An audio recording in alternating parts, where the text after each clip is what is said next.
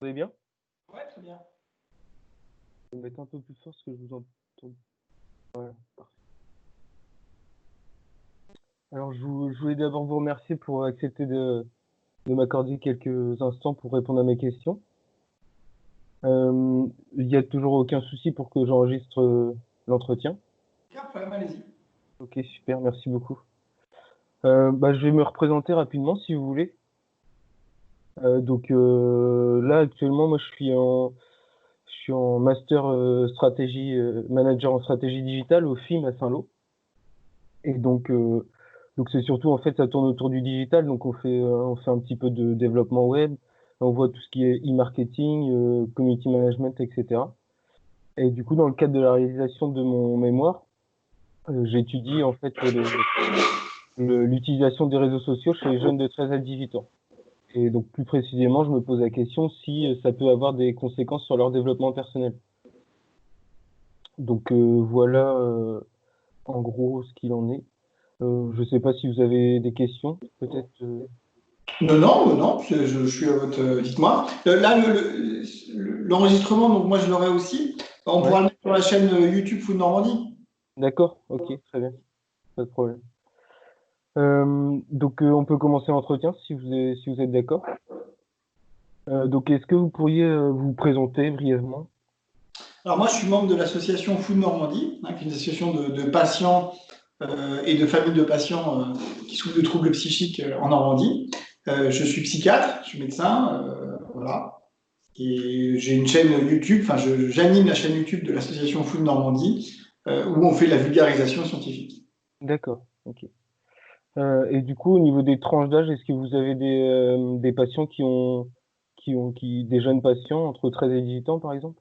Ah oui, bien sûr, oui. Moi, j'ai une activité qui est mixte, donc effectivement, j'ai des enfants, des petits, voilà, à partir de 3 ans, 6 ans, et puis jusqu'à 95 ans. D'accord.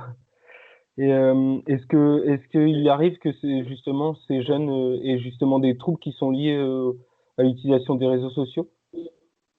Alors, des troubles liés à l'utilisation des réseaux sociaux, dit comme ça, je ne sais pas si j'en ai, je crois pas que j'en ai.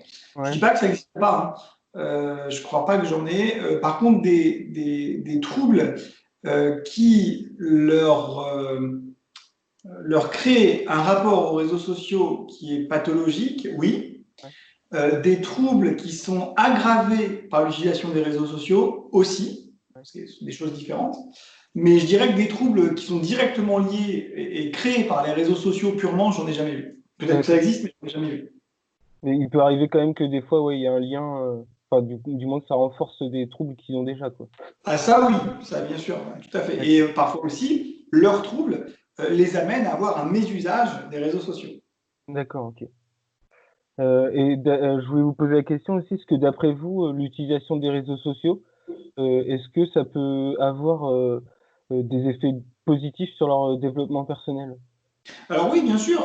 De toute façon, il faut comprendre, hein, les réseaux sociaux, les jeux vidéo, les écrans, YouTube, etc., qu'on soit actif ou passif au travers d'un média informatique ou qui comporte un écran, de toute façon, ce ne sont que des outils, si vous voulez. Donc, Hmm, un outil, on peut s'en servir bien, on peut s'en servir mal. D'accord. On peut se servir d'un marteau pour enfoncer un clou et créer un abri pour sauver des vies.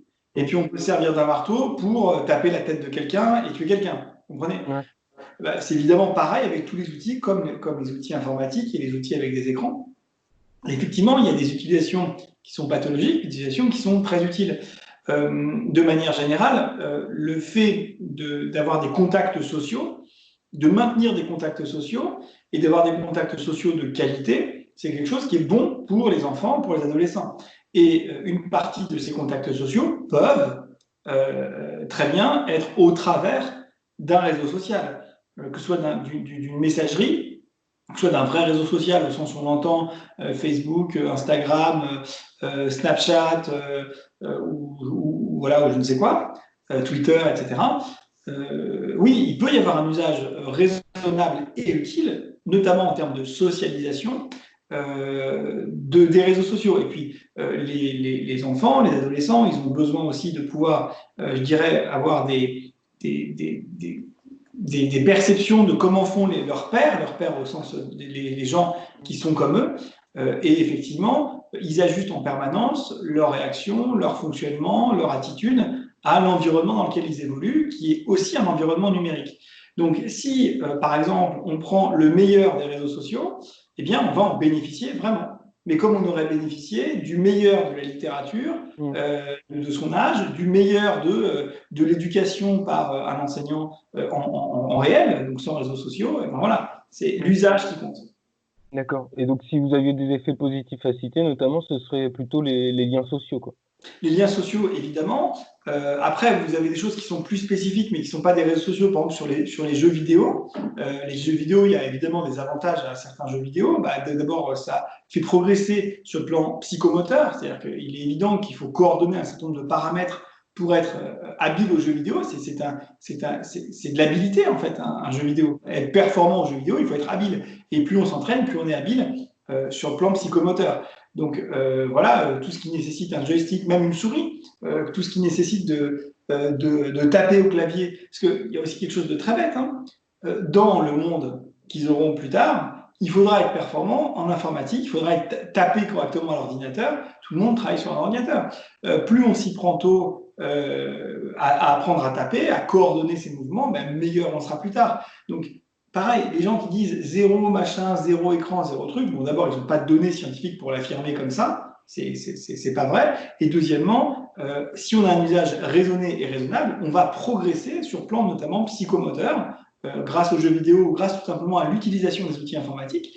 La connaissance des outils informatiques dès le plus jeune âge est un enjeu pour l'individu en création, pour l'adulte en création, et donc plus il sera à l'aise avec les outils de communication, d'information technologique, mieux ce sera et plus ce sera facile pour lui. C'est une lapalissade. Dire le contraire de ça, c'est être irresponsable. D'accord ? C'est vraiment. Donc oui, bien sûr qu'il y a des aspects positifs. Il y a aussi beaucoup d'aspects négatifs. Justement, oui, c'est la question que je voulais vous poser aussi. C'est au contraire, oui, est-ce que l'utilisation des réseaux sociaux, d'après vous, est-ce que ça peut aussi avoir des effets négatifs sur le développement d'un enfant ou même d'un adolescent? Bien sûr, le grand classique, c'est le cyberharcèlement. Hein. Vous savez que le harcèlement, avant le cyber, c'était le harcèlement tout court, et maintenant, il y a le harcèlement tout court plus le cyberharcèlement. Voilà. C'est-à-dire que les réseaux sociaux étant des espaces sociaux par définition, eh bien, dans tous les espaces sociaux, le harcèlement, par exemple, c'est un exemple, se glisse. Et effectivement, on a des cyberharcèlements qui sont tout aussi préjudiciables que le harcèlement réel, voire parfois plus, dans cet espace de type réseaux sociaux. Et là, ça, c'est terrible. C'est terrible. Alors, par contre, soyons clairs, hein, c'est pas plus terrible que le harcèlement tout court. Ouais. C'est, encore une fois, les gens qui harcèlent et les gens qui se font harceler n'ont pas besoin de l'informatique ou des réseaux sociaux pour que ça existe. Le fait que ça existe sur les réseaux sociaux, c'est parce que ça existe dans la vie. Vous comprenez ? Bon. Alors après, il y a une particularité quand même, c'est que la meute peut être plus importante sur les réseaux sociaux. C'est-à-dire que vous pouvez avoir, s'il y a un mec qui ne vous revient pas, vous pouvez publier son truc, il peut y avoir 200, 300, 500, 1000 personnes, voire plus, qui vont lui tomber dessus. Et ça, effectivement, à l'école, à moins d'avoir une très très grande école, voilà, et que tout le monde soit vraiment contre soi, c'est quand même assez peu probable. Donc il y a un effet qui est un peu plus spécifique avec les réseaux sociaux, c'est que le village est plus grand, l'école est plus grande d'un coup, c'est-à-dire que ça prend des proportions qui vont être vraiment plus importantes.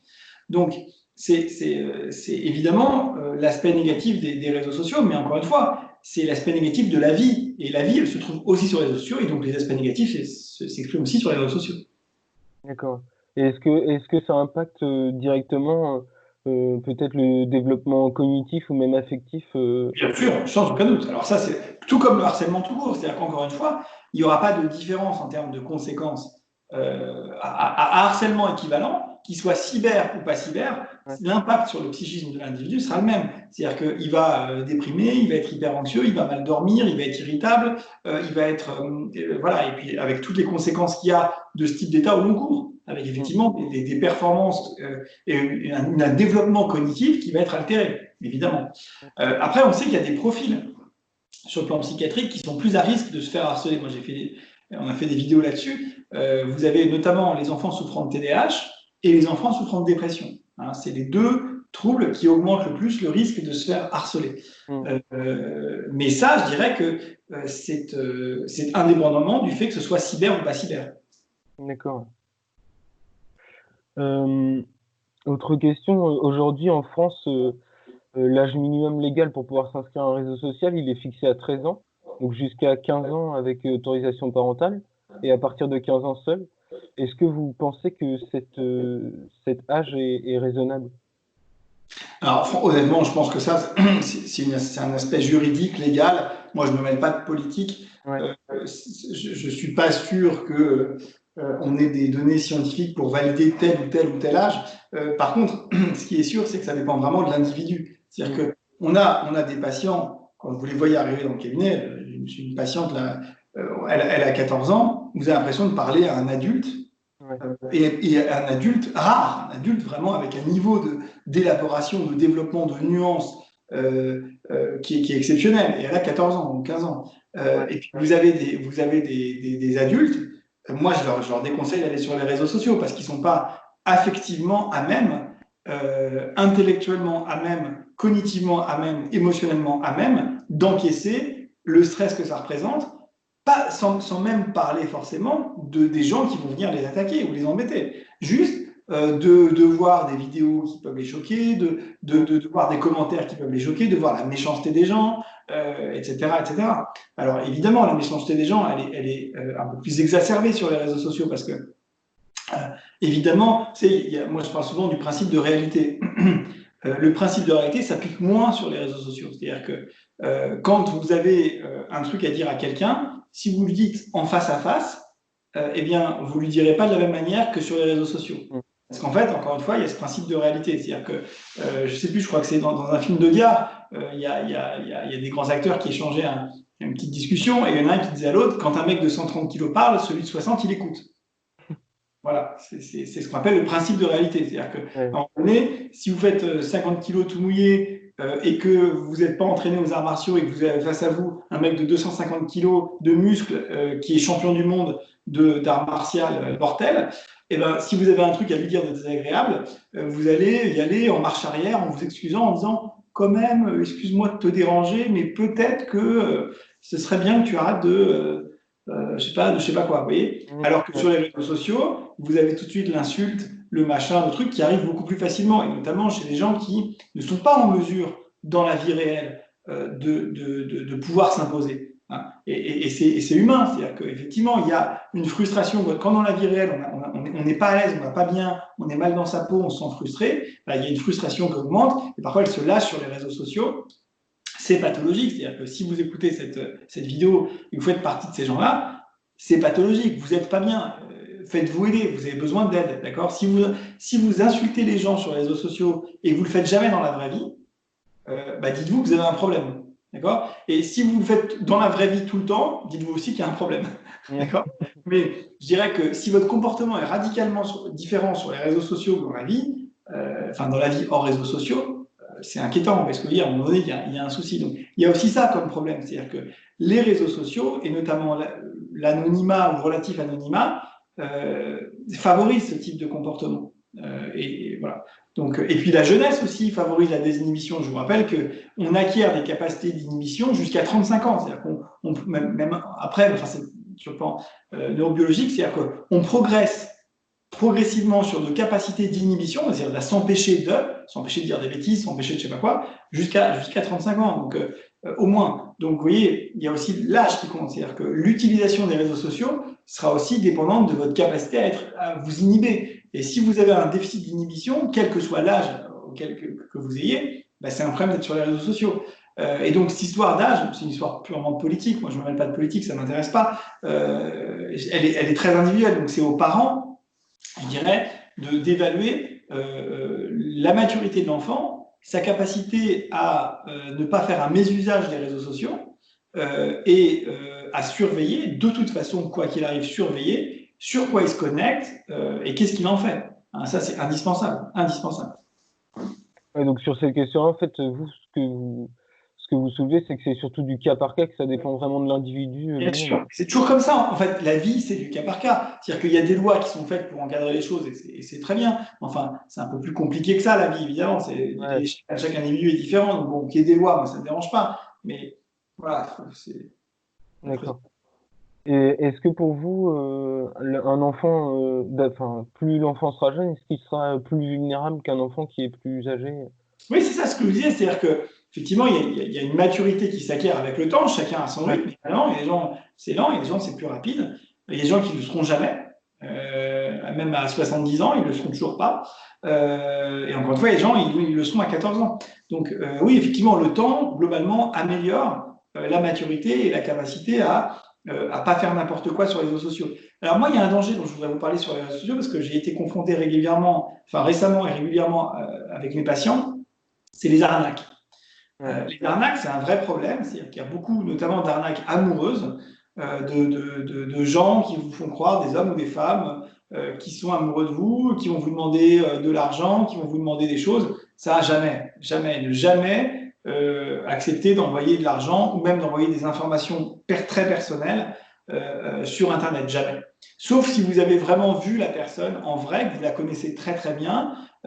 Et encore, pour l'argent, il faut éviter. Mais bon, si vraiment cette personne est identifiable, si jamais elle est malveillante, elle pourra être identifiée et elle pourrait être condamnée. Mais pour des gens que vous ne connaissez pas, voilà, il ne faut pas croire ce qu'ils vous racontent. Ouais. Donc ça, c'est un vrai danger. Et il y a un autre danger, notamment chez les jeunes, sur Internet, c'est la dépense d'argent, notamment avec dans les jeux vidéo et dans les achats in-app. C'est-à-dire que dans certaines applications, dans certains jeux vidéo, vous pouvez acheter des objets, des choses, des bonus, etc. Ça, pour moi, c'est un danger majeur. C'est de la drogue, évidemment. Hein. Comme tous ces éléments-là, c'est addictif, ça crée une addiction, c'est de la drogue. Et ça, c'est extrêmement grave. Moi, je ne comprends pas que ce ne soit pas interdit pour le coup. C'est-à-dire que moi, je ne suis pas politique, donc je ne m'en mêle pas. Mais ce que je vois, c'est qu'il y a on crée une addiction chez les enfants ou chez les adultes à des jeux qui demandent de l'argent en permanence. Et donc, finalement, c'est une extorsion de fonds, puisqu'en fait, finalement, c'est un jeu qui a été pensé pour vous faire demander de l'argent, d'accord, et pour vous faire vous sentir mal si vous n'en dépensez pas. Donc ça, pour moi, c'est extrêmement grave. Et si j'étais législateur, évidemment, j'interviendrais. Mais enfin, après, les politiques font ce qu'ils veulent. Et c'est un danger majeur. C'est une honte. Il y a des gens qui dépensent des centaines et des milliers d'euros dans soit ces jeux vidéo, soit ces applications. Voilà. Après, je comprends le marketing, c'est le marketing. Les gens disent, tant que c'est pas interdit, les gens le font. Enfin, c'est de la drogue. Voilà. C'est une vente forcée de drogue avec un sevrage. Et vous avez besoin de payer pour pas ressentir ce sentiment de sevrage. Il y a aussi la question, donc justement, vous en parlez, les enfants, ils jouent pas mal aussi aux jeux vidéo. Aujourd'hui, les enfants sont de plus en plus sur les écrans. On parle de surexposition aux écrans. Et ils passent de plus en plus de temps aussi sur les réseaux sociaux. Est-ce que vous pensez que justement c'est un problème et est-ce que ça peut intervenir au niveau du développement personnel de l'enfant ou de l'adolescent? Alors, dans certains cas, oui. Tout est une question de mesure et de contenu. C'est-à-dire que si votre enfant passe 3 heures par jour sur des écrans à regarder des documentaires extrêmement bien faits, extrêmement intelligents, extrêmement pédagogues et extrêmement utiles, laissez-le faire en fait. Du moment qu'à côté, ça ne lui pose pas de problème, c'est-à-dire que si il s'empêche de manger, de boire, de faire ses devoirs et d'aller à la douche pour ça, il y a un problème. Ouais. Si par contre, il a une vie normale et que ses temps d'écran, même si c'est 3 heures par jour, alors qu'il a tout fait ce qu'il avait à faire, qu'il a vu ses copains, qu'il est sorti, qu'il a joué au foot, à ce que vous voulez, etc., mais qu'il a 3 heures, il lui reste 3 heures, et il veut regarder des documentaires de super qualité, surtout laissez-le regarder, c'est génial, et ça va l'enrichir, c'est parfait. Donc vous voyez que ce n'est pas une histoire que d'heures, c'est une histoire d'heures et de contenu. C'est-à-dire que s'il passe 10 heures, il y a un problème. Parce que c'est pas que intrinsèquement l'écran est dangereux en lui-même, l'objet ne va pas l'avaler et lui couper la tête, d'accord ? Ce qui va se passer par contre, c'est que s'il passe trop de temps sur l'écran, c'est du temps en moins pour autre chose. Et ça, c'est un problème. C'est-à-dire que s'il ne mange pas à table avec vous, s'il ne se douche pas, s'il ne se brosse pas les dents, s'il ne fait pas ses devoirs, s'il n'a pas de contacts sociaux dans la vraie vie avec ses copains et ses machins, etc., et que c'est l'écran qui prend ce temps-là, c'est un grave problème. Grave, très grave. Et évidemment qu'il y aura des conséquences très graves sur son développement affectif, émotionnel, scolaire, en termes d'apprentissage. C'est évident. Mais l'écran en lui-même n'est pas un objet dangereux qui envoie des ondes électromagnétiques venues de l'espace pour manger le cerveau des enfants. Ça, en tout cas, ça n'a pas été prouvé. D'accord ? Peut-être qu'il y a des gens qui croient ça, mais ça n'a pas été prouvé. Il va falloir le prouver pour ceux qui disent zéro écran, etc. C'est pas responsable comme discours. En tout cas, c'est pas un discours scientifique. Donc, tout dépend du temps passé. Il faut que ce temps soit compatible avec l'épanouissement de l'enfant dans d'autres domaines que les écrans. Et tout dépend du contenu. Parce que honnêtement, si c'est même une demi-heure par jour à regarder des bêtises graves, par exemple de violence, de harcèlement, d'humiliation, de sexe, de machin, de trucs, ben c'est extrêmement grave. Même 10 minutes. Même 10 minutes. Donc, vous voyez que, en fait, j'ai honte de dire ça tellement ça me semble évident et simple. C'est une histoire de temps et de contenu. Ouais. Encore une fois, le contenu doit être approprié à l'âge de l'enfant et doit idéalement le stimuler dans la mesure du possible. Mais ça peut être aussi purement quelque chose de ludique. Hein. Il a le droit de regarder une vidéo rigolote, même s'il n'y a pas de contenu intellectuel, parce que ça le détend. On a tous le droit de faire ça, tout le monde fait ça. Bon, et c'est pas interdit de prendre du plaisir, c'est même plutôt positif. C'est vrai que si c'est si ça le développe mieux, si ça lui permet d'avoir des conséquences supplémentaires, bah, c'est encore mieux, évidemment. Et puis bah, le temps, encore une fois, qui ne doit pas manger le reste des temps indispensables, sociaux, d'hygiène, de scolarité, d'interaction sociale. D'accord. Donc, par exemple, sur les réseaux sociaux, ça dépendra vraiment de l'usage que fera le jeune sur le réseau social, quoi. Exactement. Moi, ça ne me pose aucun problème que les jeunes soient en contact avec eux, du moment qu'ils ont un contenu de discours qui est adapté, du moment qu'ils ne se font pas entrer dans des bêtises, etc. Ça dépend de leur âge, de leur capacité, encore une fois. Il y a des enfants, il ne faut pas les mettre sur les réseaux sociaux. Voilà. Quelqu'un qui en ce moment est déprimé, quelqu'un qui en ce moment est très anxieux, quelqu'un qui est très très impulsif, très très irritable, il ne faut pas les mettre sur les réseaux sociaux. C'est pas le moment. D'abord, il faut prendre soin de soi, il faut se soigner. Une fois qu'on va bien dans sa tête, là, on peut avoir un usage correct des réseaux sociaux. Mais vous savez, c'est le cas pour tout en fait. Mieux vaut ne pas mettre quelqu'un de déprimé sur la route, parce qu'il va avoir un ralentissement psychomoteur, il va moins bien conduire, il va être distrait, il va être dans le doute, il va avoir un temps de réaction plus lent, etc. Alors qu'une fois qu'il sera soigné, eh ben, il conduira très bien. Alors que sinon, s'il est déprimé ou délirant ou je ne sais pas quoi, il est dangereux en voiture. Vous comprenez ? Donc c'est toujours la même chose, c'est-à-dire qu'il faut aller bien dans sa tête pour avoir un usage correct à un âge donné des réseaux sociaux ou des écrans. D'accord. Est-ce que vous pensez que les parents ont un rôle à jouer dans la protection des enfants par rapport, par exemple, aux risques qu'on a pu citer? Alors, c'est pas qu'ils ont un rôle à jouer, c'est que c'est au-delà de ça. C'est-à-dire qu'ils sont responsables de ça. Bon, totalement. Ils sont totalement responsables de ça. De la première minute à la dernière minute. Alors évidemment, ça ne veut pas dire que vous êtes derrière votre enfant à regarder en direct ce qui s'envoie. D'accord ? Mais ça veut dire que vous devez maîtriser le temps. Donc le temps, c'est la durée, mais c'est aussi à quel moment on fait de l'écran. C'est-à-dire que il n'est pas question que de faire de l'écran si le reste n'a pas été fait. L'écran, c'est la partie détente. Vous, avant d'avoir votre chèque à la fin du mois, vous bossez. Vous êtes d'accord ? Ouais. Si vous ne bossez pas, vous n'avez pas votre chèque. D'accord ? Et donc votre chèque, ça vous permet de faire ce que vous voulez avec, de vivre, mais aussi d'avoir des loisirs. En général. Pas pour tout le monde, mais en général. Ben là, c'est pareil. Il faut d'abord payer pour avoir des loisirs. D'accord ? Donc d'abord, on fait ses devoirs, on a pris sa douche, enfin si on prend la douche le soir, on a aidé à mettre la table, en fonction de son âge, bien sûr. Hein, voilà. Vous avez compris, il y a des obligations à faire d'abord, et ensuite on a notre récompense. D'accord ? Le plaisir, c'est une récompense. Il faut essayer de favoriser comme ça ce circuit de la récompense qui est une réalité biologique et puis qui est une réalité sociale. Dans la vie, votre récompense, vous l'avez après un effort, toujours. Toujours. Voilà.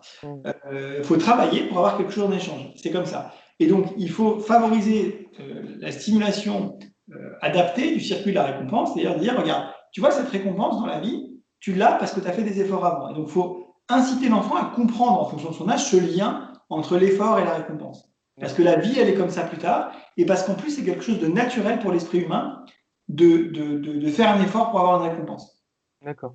D'accord ? Donc, il faut qu'il soit capable d'anticiper cette récompense c'est-à-dire donc soit réseaux sociaux, soit Internet, soit jeux vidéo, soit ce que vous voulez, soit télé, il faut que ce soit capable d'anticiper la récompense avec des choses qui soient prévisibles. Ça, c'est très important. C'est-à-dire que vous savez quel sera votre salaire à la fin du mois si vous faites bien toutes vos heures et votre travail. Vous le savez. Et vous avez signé pour ça. Si on vous dit on verra bien, vous ne ferez pas le même boulot. D'accord? Donc, c'est pareil pour l'enfant. Ce n'est pas du chantage, ou à moins que vous considériez que le salariat soit du chantage. Mais dans ce cas-là, il y a un problème, d'accord? C'est pas du chantage, c'est dans la vie, d'accord? Dans la vie, on obtient quelque chose en fonction de l'effort qu'on a donné et on aime bien savoir ce qu'on va obtenir en fonction de l'effort qu'on donne. Donc là, c'est pareil, c'est-à-dire qu'il faut que pour l'enfant, cette récompense des réseaux sociaux, du machin, de trucs, soit anticipable. Donc, il faut lui dire que si tu as fait ça, ça, ça, ça à telle heure, eh ben, tu auras tant de temps d'écran de telle manière à telle heure. D'accord. Ok. Donc vous, en fait, si vous aviez un conseil à donner aux parents, ce serait plus de l'ordre de l'accompagnement et surtout, en fait, expliquer plus ou moins le circuit de la récompense Voilà, expliquer que les écrans, c'est pas un droit absolu, d'accord? C'est pas, voilà, c'est un loisir, et donc un loisir, ça s'obtient après avoir fait le reste, d'accord? Et les parents sont responsables du contenu. C'est-à-dire que c'est à eux de décider du contenu. C'est pas à l'enfant. Parce que l'enfant, il n'est pas capable de décider ça tout seul. D'accord. Est-ce que vous pensez qu'on est suffisamment sensibilisé justement aux différents risques des réseaux sociaux? Non. Ah non, mais ça, là, clairement, il y a encore énormément de travail. On en parle de plus en plus et c'est très bien, mais il y a encore énormément de travail pour comprendre les risques et les enjeux des réseaux sociaux, des écrans en général, etc. On a parlé du cyberharcèlement, on a parlé de l'extorsion de fonds, on a parlé des faux amoureux et amoureuses sur Internet. C'est un petit peu le Far West, si vous voulez, l'Internet. C'est un réseau qui est complètement décentré. Il n'y a pas de centre, il n'y a pas de cœur, il n'y a pas de machin. Enfin, voilà, c'est extrêmement compliqué à surveiller. Alors, on peut le surveiller sur le plan global, mais à titre individuel, chaque personne, à chaque moment, c'est compliqué. Donc, moi, je dis aux parents, mettez des filtres de contenu. Hein, mettez sur les box maintenant, on peut choisir les horaires, on peut choisir tel téléphone, telle tablette, tel ordinateur de telle heure à telle heure, il n'a pas le droit de se connecter, il n'a pas le droit de se connecter à tel site, tel site, tel site. Et il y a des choses encore plus faciles, il y a certains logiciels qui proposent des trucs clés en main, genre de tel âge à tel âge, vous avez juste à cocher, ben voilà, mon enfant est de tel âge à tel âge sur cette tablette, et ben, il s'occupe de tout le reste et vous n'avez rien à vous occuper. Enfin, vous voyez, il faut investir dans ce type de trucs. En général, c'est gratuit. En général, c'est livré avec la box. En général, avec l'écrase majorité des Français ont des box.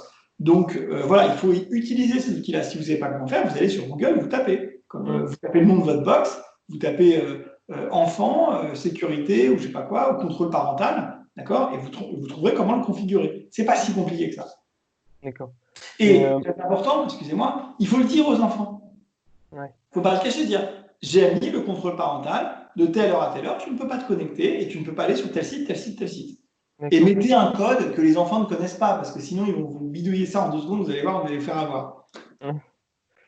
Et au niveau des jeunes, de quelle façon vous pensez qu'ils devraient être sensibilisés?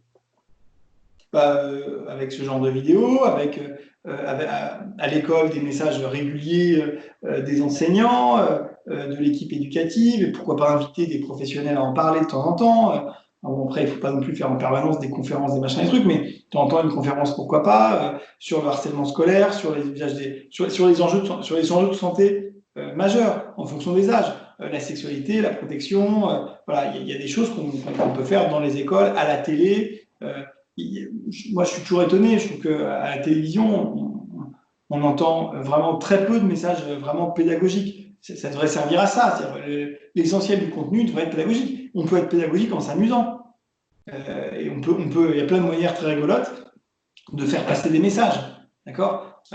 Donc, voilà, c'est tout à fait possible. Donc, je ne demande pas moi, je ne demande pas qu'on invite des docteurs ou des machins. Les gens de la télé qui travaillent à la télé, ils sont tout à fait sur les grandes lignes. Ils savent ce qu'il faut faire, ce qu'il ne faut pas faire. Sinon, ils se renseignent auprès de quelqu'un. Et puis, ils peuvent faire des émissions, ou pas forcément même des émissions spécifiques là-dessus, mais dans leurs émissions, intégrer des éléments de langage, des chroniques, des machins qui font une pédagogie tout en étant agréable, souriant et rigolo. Parce que si c'est pas rigolo, si c'est pas agréable et c'est pas souriant, les gens ne regarderont pas. Parce que ils n'ont pas envie de regarder la télé pour s'ennuyer ou pour qu'on leur donne des leçons. Ça ne les intéresse pas. Ils sont pas là pour ça. D'accord. Ouais, Ils sont là pour prendre du plaisir. Donc, il faut qu'il y ait du plaisir. d'accord. J'ai une dernière question. Si vous aviez un conseil à donner aux jeunes pour se protéger des risques des réseaux sociaux, quel serait-il? Moi, je conseillerais de s'informer au maximum.